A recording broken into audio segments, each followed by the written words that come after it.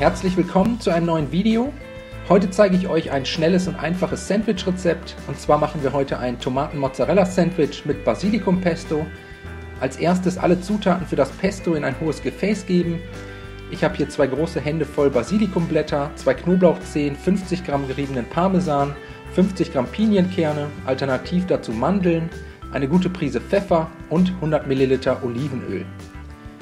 Alle Zutaten anschließend für 1 bis 2 Minuten mit einem Pürierstab pürieren, bis daraus so eine cremige Soße bzw.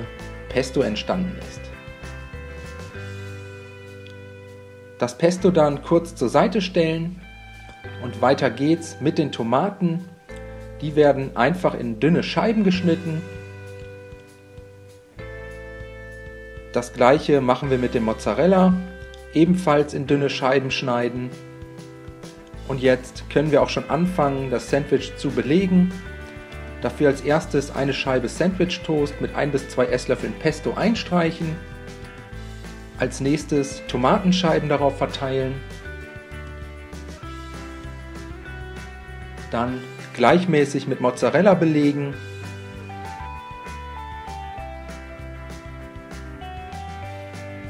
Und zum Schluss mit einer Prise Salz und Pfeffer würzen. Noch etwas Pesto obendrauf. Und das Sandwich mit einer zweiten Scheibe Toastbrot abschließen.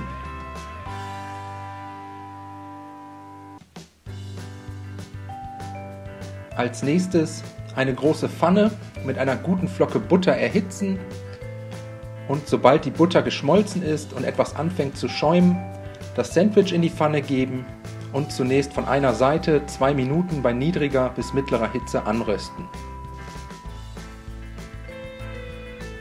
Nach circa 2 Minuten das Sandwich einmal drehen und jetzt weitere 2 Minuten von der anderen Seite anbraten. Wenn das erledigt ist, kommt das Sandwich zum Durchziehen noch in den vorgeheizten Backofen bei 150 Grad für etwa 5 bis 10 Minuten, damit der Käse auch im Inneren richtig schön schmelzen kann. Anschließend die fertigen Sandwiches aus dem Ofen holen und am besten sofort servieren. Ich hoffe, euch hat das Video gefallen. Ich wünsche euch viel Spaß beim Nachmachen. Bis zum nächsten Mal.